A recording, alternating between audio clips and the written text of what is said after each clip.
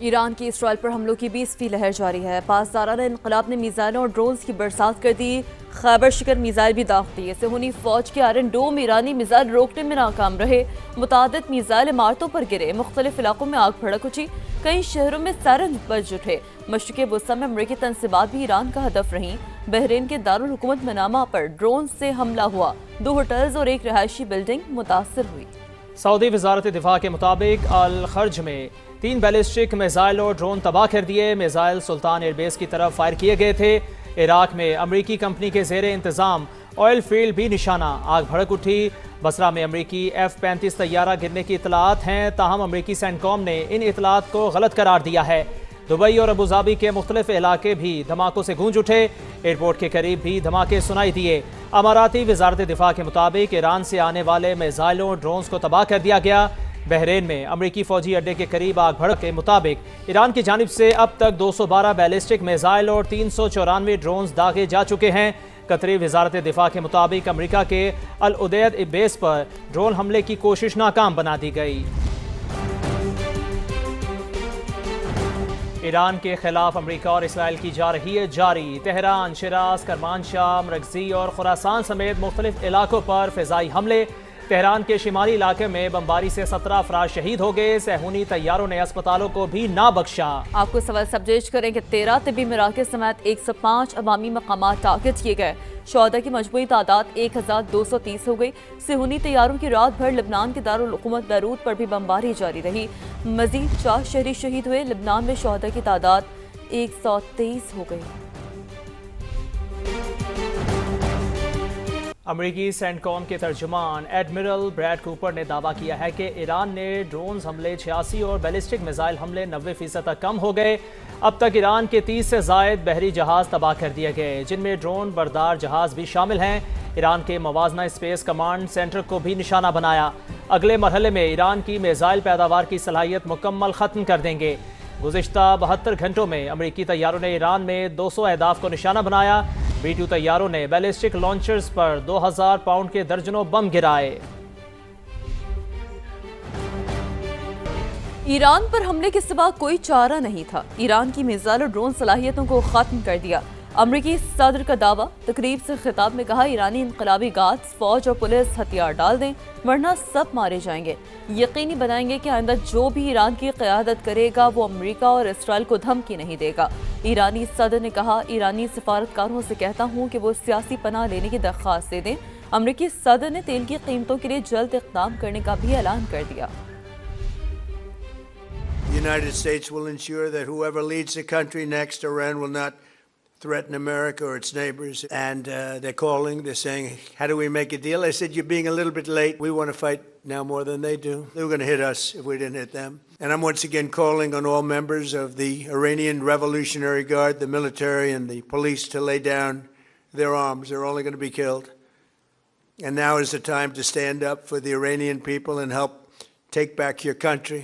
We also urge Iranian diplomats around the world to request asylum and to help us shape a new and better Iran. So they have no air force, they have no air defense. All of their airplanes are gone. Their communications are gone. Missiles are gone, launches are gone. My administration announced decisive action to help keep down the oil prices. امریکی secretary دفاع پیٹ ہیگسیت نے امریکی central command کا دورہ کرتے ہوئے کہا کہ امریکی فوج کے پاس کافی گولہ بارود باقی ہے۔ ایران کے خلاف اپنی مہم جاری رکھ سکتے ہیں۔ یہ ایران کی غلط فہمی ہے کہ امریکہ طویل جنگ نہیں لڑ سکتا۔ جنگ کی ٹائم لائن صرف ہماری ہے۔ ایران کے خلاف حملوں میں تیزی آنے والی ہے۔ ابھی تو ہم نے جنگ شروع کی ہے۔ انہوں نے واضح کیا کہ امریکہ میں مشرق وسطیٰ کے پناہ گزینوں کی نئی لہر کے لیے کوئی منصوبہ نہیں۔ آپ کو سوال سبجیکٹ کریں۔ امریکی سیکرٹری دفاع پیٹ ہیگسیت نے امریکی سینٹرل کمانڈ کا دورہ کرتے ہوئے کہا ہے کہ امریکی فوج کے پاس کافی گولہ بارود باقی ہے۔ ایران کے خلاف اپنی مہم جاری رکھ سکتے ہیں۔ یہ ایران کی غلط فہمی ہے کہ امریکہ طویل جنگ نہیں لڑ سکتا۔ جنگ کی ٹائم لائن صرف ہماری ہے۔ ایران کے خلاف حملوں میں تیزی آنے والی ہے۔ ابھی تو ہم نے جنگ شروع کی ہے۔ اہم ترین موقف آپ کو دیں۔ امریکہ چند ہزار فوجی لے کر ایران میں داخل ہونے کا ارادہ رکھتا ہے۔ علی لاریجانی کی جانب سے کہا گیا آپ ایران آئے، ہمارے بہادر فرزند آپ کا انتظار کر رہے ہیں۔ ہمارے جانباز امریکی حکام کو قیدی اور نشانہ بنانے کے لیے تیار ہیں۔ علی لاریجانی نے ایسا کہا ہے۔ ایرانی سرزمین ایسے لوگوں کے لیے نہیں ہے جو تباہی مچانا چاہتے ہیں۔ تو آپ کو اپڈیٹ کر رہے ہیں، علی لاریجانی کی جانب سے کہا جا رہا ہے کہ امریکہ چند ہزار فوجی لے کر ایران میں داخل ہونے کا ارادہ رکھتا ہے۔ صدر ٹرمپ کا پلان اے ناکام ہو گیا، امریکی زمینی حملے کا سامنا کرنے کے لیے تیار ہیں۔ ایرانی وزیر خارجہ عباس عراقچی کا دو ٹوک اعلان، کہا اسرائیل پہلے کا مطلب یہ ہے کہ امریکہ آخر میں ہے۔ انہوں نے واضح کیا کہ ایران نے جنگ بندی کا مطالبہ نہیں کیا، کسی بھی قسم کے مذاکرات کو مسترد کرتے ہیں۔ گزشتہ ہفتے سے اسٹیو وٹکوف یا جیریڈ کشنر سے کوئی رابطہ نہیں ہوا۔ امریکی ٹارپیڈو سے نشانہ بننے والا بحری جہاز بھارتی مہمان تھا، امریکہ نے جہاز کو بغیر کسی وارننگ کے نشانہ بنایا۔ قطر نے LNG کی پیداوار بند کرنے کا اعلان کر دیا، دنیا بھر میں گیس کا شدید بحران پیدا ہونے کا خدشہ ہے۔ دنیا بھر کو 20% LNG قطر سپلائی کرتا ہے۔ غیر ملکی خبر ایجنسی کے مطابق قطر کے پیداواری یونٹس کو ایرانی حملوں میں نشانہ بنایا گیا۔ اب نہ ہرمز کی بندش سے بھی صورتحال زیادہ بگڑی ہے۔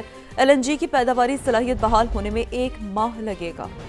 تو آپ کو اس بارے سے اپڈیٹ کریں، بڑی اہم خبر ہے LNG کی حوالے سے۔ قطر نے LNG کی پیداوار بند کرنے کا اعلان کر دیا ہے اور دنیا بھر میں گیس کا شدید بحران پیدا ہونے کا خدشہ بتایا جا رہا ہے۔ اس اعلان کے بعد رائٹرز یہ رپورٹ کر رہا ہے دنیا بھر کو 20% LNG قطر سپلائی کرتا ہے۔ غیر ملکی خبر ایجنسی کے مطابق قطر کی پیداواری یونٹس کو ایرانی حملوں میں نشانہ بنایا گیا۔ اب نہ ہرمز کی بندش سے بھی صورتحال زیادہ بگڑی ہے۔ امریکہ کا تیل کی عالمی منڈی پر دباؤ کم کرنے کے لیے بڑا فیصلہ، خبر ایجنسی کے مطابق امریکہ نے سمندر میں موجود روسی تیل کی فروخت کی اجازت دے دی۔ یہ چھوٹ صرف 30 دن کے لیے دی گئی ہے۔ اہم خبر جس سے آپ کو آگاہ کر رہے ہیں، خبر ایجنسی رائٹرز کے مطابق امریکہ کا تیل کی عالمی منڈی پر دباؤ کم کرنے کے لیے بڑا فیصلہ، امریکہ نے سمندر میں موجود روسی تیل کی فروخت کی اجازت دے دی۔ مشرق وسطی میں کشیدگی، ملک میں ایندھن کے ممکنہ بحران سے نمٹنے کا مشن، وزیر اعظم شہباز شریف نے آج ہنگامی اجلاس بلا لیا۔ قومی ایکشن پلان پر غور ہوگا، ممکنہ تیل بحران سے نمٹنے کے لیے ہنگامی اقدامات کی منظوری دی جائے گی۔ پیٹرولیم مصنوعات کی قیمتوں کا ہفتہ وار تعین ایجنڈے میں شامل، ذرائع کے مطابق پیٹرول ڈیزل کی ذخیرہ اندوزی اور سمگلنگ پر سخت کارروائی ہوگی۔ LNG، LPG، قدرتی گیس ترجیحی شعبوں کو فراہم کی جائے گی۔ کابینہ کی اقتصادی رابطہ کمیٹی کا اہم اجلاس بھی آج طلب، تعلیمی اداروں میں آن لائن کلاسز اور ورک فرام ہوم سمیت متعدد تجاویز دی جائیں گی۔ کارپوریٹ سیکٹر سمیت نجی اداروں میں بھی ورک فرام ہوم سے متعلق سفارشات تیار کی گئی ہیں۔ مشرق وسطی میں کشیدہ صورتحال کے باعث RLNG کی سپلائی متاثر، رمضان کے لیے اعلان کردہ شیڈول پر نظر ثانی کا فیصلہ کر لیا۔ سحر افطار میں صارفین کو گیس کی فراہمی یقینی بنائی جائے گی، دیگر اوقات میں گیس لائن پیک کو مد نظر رکھ کر دی جائے گی۔ پرانا شیڈول بحال کرنے کا ابھی کوئی فیصلہ نہیں ہوا۔ رمضان میں گھریلو صارفین کو گیس کی فراہمی اولین ترجیح، CNG، کمرشل انڈسٹریل صارفین کو گیس کی سپلائی متاثر ہوگی۔ وزیراعظم محمد شہباز شریف کے ملیشین وزیراعظم اور انڈونیشیا کے صدر سے ٹیلی فونک رابطے، مشرق وسطی کی کشیدہ صورتحال پر تشویش کا اظہار کیا گیا۔ رہنماؤں نے سفارتی رابطے جاری رکھنے پر اتفاق کیا۔ وزیراعظم شہباز شریف نے کہا، ایران پر اسرائیلی حملوں اور خلیجی ممالک کے خلاف کارروائیوں پر شدید تشویش ہے۔ تمام ریاستوں کی خود مختاری اور علاقائی سالمیت کا احترام UN چارٹر کے مطابق یقینی بنانا چاہیے۔ دونوں رہنماؤں سے گفتگو میں وزیراعظم نے زور دیا کہ تمام فریق تحمل کا مظاہرہ کریں، کشیدگی کم کریں اور مسائل سفارتکاری کے ذریعے حل کریں۔ وزیراعظم نے دونوں رہنماؤں کو افغانستان سے متعلق حالیہ پیش رفت اور دہشت گردی کے خلاف پاکستان کی کوششوں سے آگاہ کیا۔